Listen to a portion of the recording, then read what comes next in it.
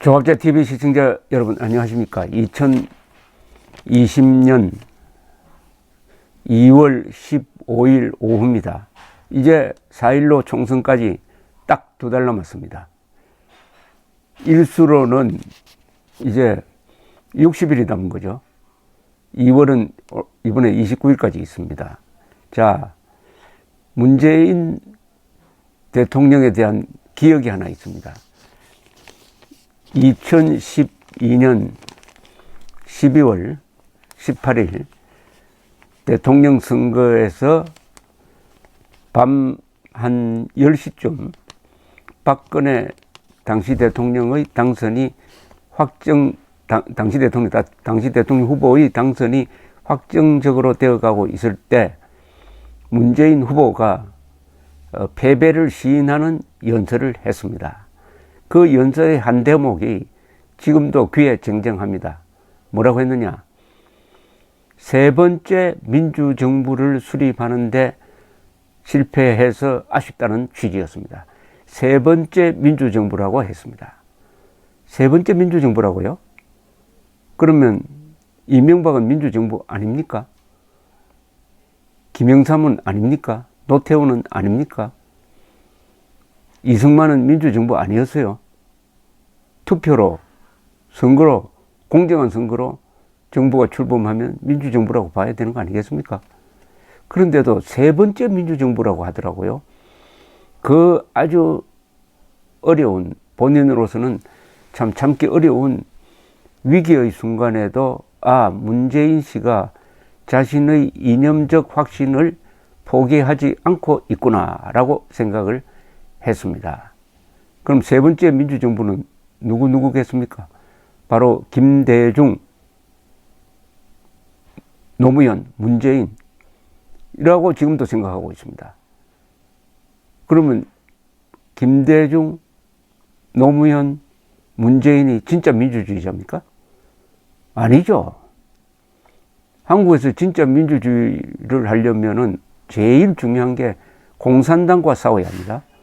대한민국의 민주주의는 공산당과 싸우지 않으면 지킬 수가 없고, 앞으로 공산당을 몰아내고 자유통일해야 불완전한 민주주의를 한반도에서 완수하고 완성하고, 드디어 헌법 제1조의 명령, 대한민국은 민주공화국이다 하는 명령을 한반도 전체에서 구현할 수 있는 것입니다.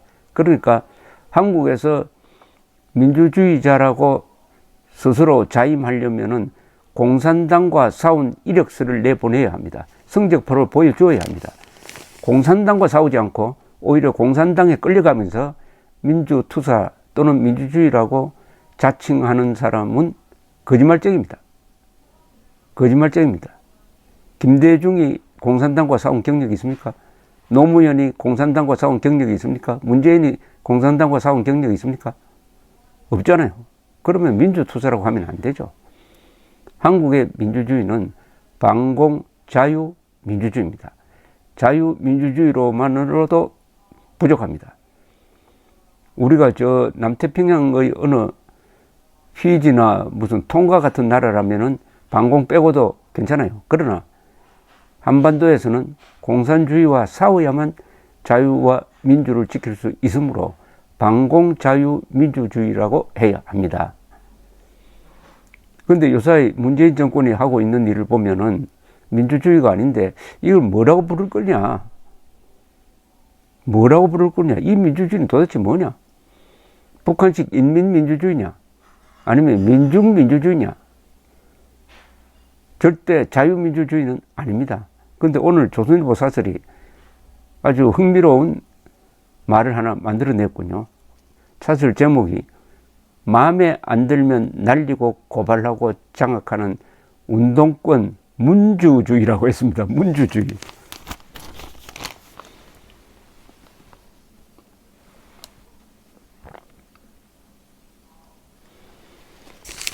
문주주의, 이거 앞으로 유행어가 되겠습니다.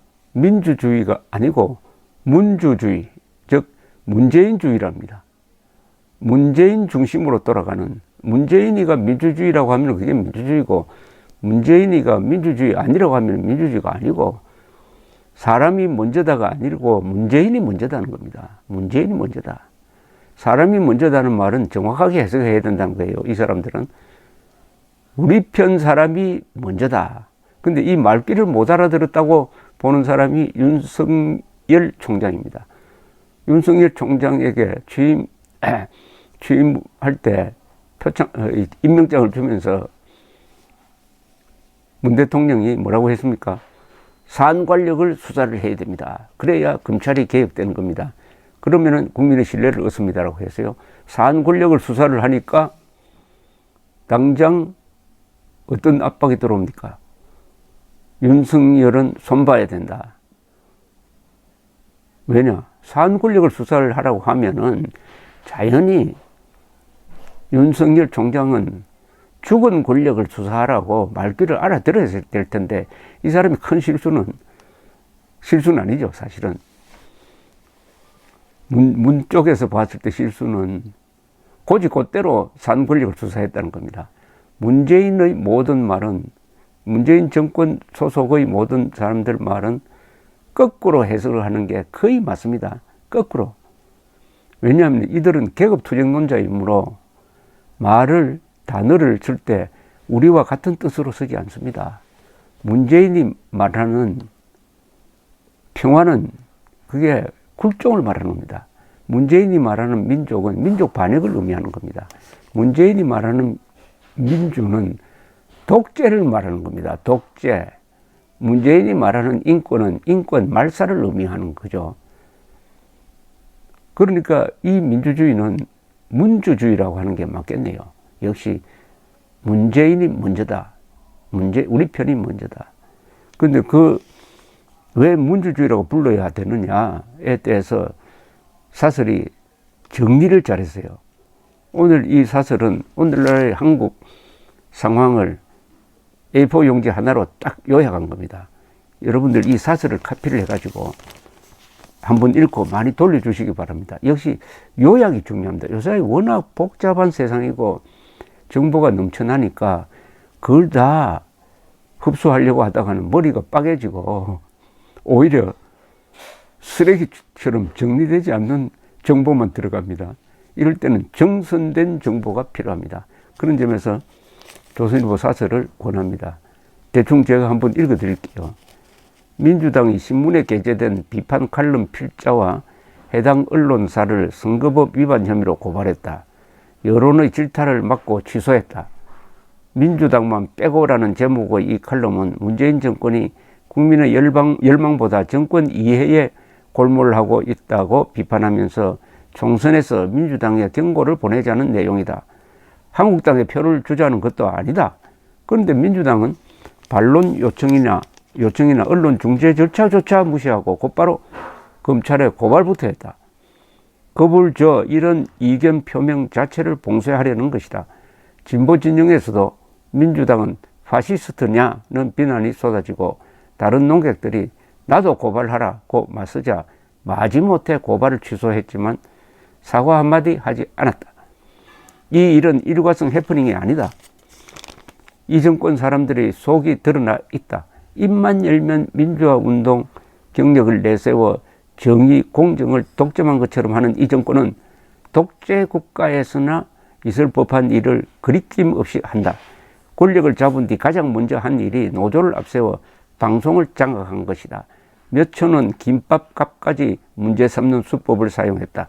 남의 직장을 찾아가 꽹과리를 치면서 망신을 주었다. 그렇게 장악된 방송들과 정권 신문들은 권력 비판이 아니라 정권 응원단을 하면서 얼마 남지도 않은 비판 언론을 거의 매일 공격하고 있다. 김정은을 끝없이 옹호하는 문재인 대통령을 김정인 대변인으로 표현한 외신기자에 대해 검은머리 외국인이라고 비난하고 이를 인용한 야당 대표를 독재 시대에도 없던 국가 원수 모독죄로 처벌하겠다고 했다. 경찰은 대통령과 정부 정책을 비판하는 풍자 대자보를 붙인 대학생 단체를 수사한다며 학생들 집에 무단 침입하고 개인정보를 빼냈다. 대통령이 정부 일자리 정책을 비판한 경총 부회장을 꾸짖은 직후 고용부는 30년 만에 경총 감사에 착수했다. 청와대와 여당은 파렴치 조국에게 분노해 광화문에 쏟아져 나온 시민들에게 불순한 의도가 개입된 동원 집회라고 막말을 퍼부었다. 시민들을 내란죄로 고발하는 시효까지 벌였다. 선거는 민주주의의 처음이자 끝이다. 민주화 세력이라는 사람들이 야당 후보가 공천받는 날 경찰을 보내 그의 사무실을 덮쳤다. 이게 바로 문재인식 민주주의입니다. 문재인의 민주주의는 뭐냐? 경찰을 동원해가지고 자기 편을 당선시키는 거, 이게 민주주의입니다. 그러니까 이게 민주주의가 아니고요. 문재인 문자의 문주주의입니다. 문주주의란 말 앞으로 확산시킵시다.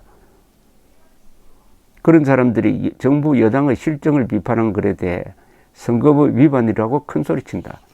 상대 진영을 겨냥한 낙선 운동엔 쌍수를 들고 환영했던 사람들이 자신들에게 표를 주지 말자는 글엔 히스테리를 부린다. 정권의 선거 공작을 검찰이 수사하자 검찰 수사팀을 해체해버렸다. 그에 반발하는 검찰 수뇌부를 명을 거역했다며 왕명을 어긴 죄인 취급했다. 그러더니 검사들에게 검찰총장 명을 거역하라고 선동한다. 선거 공작의 구체적 내용이 적힌 공소장을 숨기다 비판을 받자 국민은 공소장을 천천히 알아도 된다고 했다. 세계 민주국가에서 선거 규칙인 선거법을 제1야당을 배제하고 강제로 바꿔버리는 경우는 전무후무할 일이다. 범여권의 한 정치인은 정의당이죠. 국민은 선거법 내용을 몰라도 된다고 했다. 그러면서 스스로 민주화 세력이라고 한다. 그러니까 민주화가 아니라 민주주의가 아니라 문주주의라는 겁니다. 문재인 중심으로 돌아가는 민주주의. 이 정권 사람들에게 민주화는 정말 투쟁의 최종 목표였는가? 권력 쟁취를 위한 수단일 뿐 아니었나? 한 진보 농객은 이들에게 대중은 멍청하게 선동당하는 존재일 뿐이라고 했다. 이명박 박근혜 대통령을 강력히 비판하는 칼럼을 썼던 사람들은 그때도 고발당하지 않았다고 개탄한다. 야당은 민주당이 아니고 문주당, 민주주의가 아니고 문주주의라고 비판했다. 대중은 선동하고 언론은 장악하는 게 문주주의인가? 문주주의인가? 문제는 왜 문재인 세력이 이렇게 나오느냐?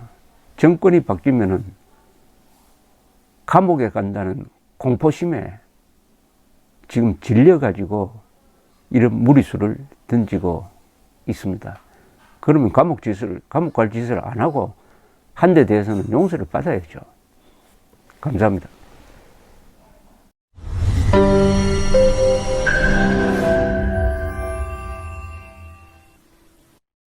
조갑제 TV 시청자 여러분 안녕하십니까? 2020년 새해를 맞아서 조갑제 TV가 새로운 시도를 하겠습니다. 구글에서 제공하는 유튜브 채널 멤버십 제도입니다. 쉽게 말하면 조갑제 TV 회원 제도입니다. 에 대해서 설명을 드리겠습니다. 벌써 조갑제 TV 구독자가 35만 명을 넘어섰습니다. 아이슬란드 인구와 같게 되었으니까 앞으로 이 커뮤니티를 활성화하고 상방향 소통을 강화하기 위한 제도입니다. 구독 버튼 옆에 있는 가입 버튼을 눌러주시기 바랍니다. 이 채널 멤버십 제도는 유료입니다.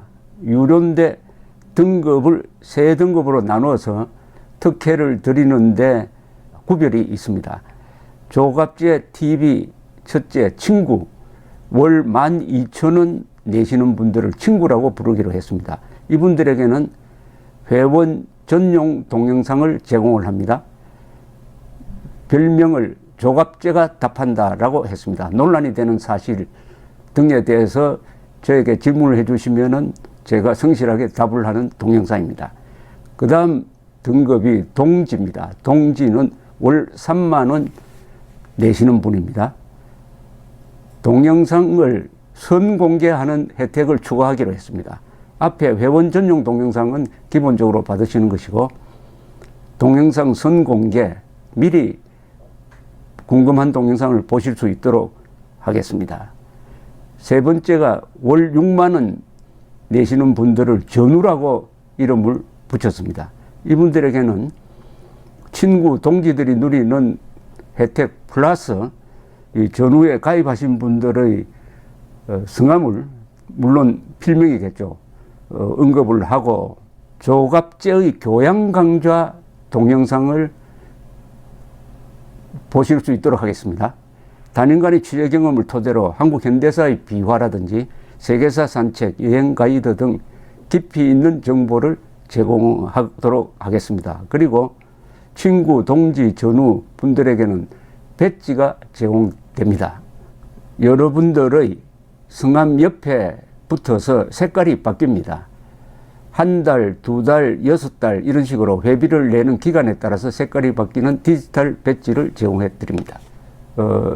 여기 회원에 가입하지 않는 분들에게는 불이익이 없습니다. 지금처럼 무료로 동영상을 시청할 수 있습니다. 여기 동영상 가입 절차는 별도의 공지를 참고해 주시기 바랍니다. 감사합니다. 구독 버튼 옆에 있는 가입 버튼을 눌러 주시기 바랍니다.